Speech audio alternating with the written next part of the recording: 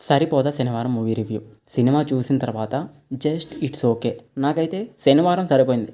కానీ cinema run time తగ్గించుకుంటే ఇంకా బాగుంటుందేమో అని అనిపించింది. సరిపోదా శనివారం.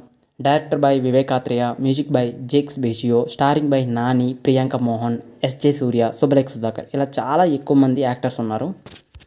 ఇంకా కథ విషయానికి వస్తే సూర్యకు సంబంధం ఏంటి, అలాగే సూర్యకు దయాకి ఉన్న సమస్య ఏంటి, ప్రియాంక మోహన్ ఎవరు, మరి దయానంద్ సోకులి పాలనను వదిలేసాడా లేదా అన్నది మిగతా స్టోరీ.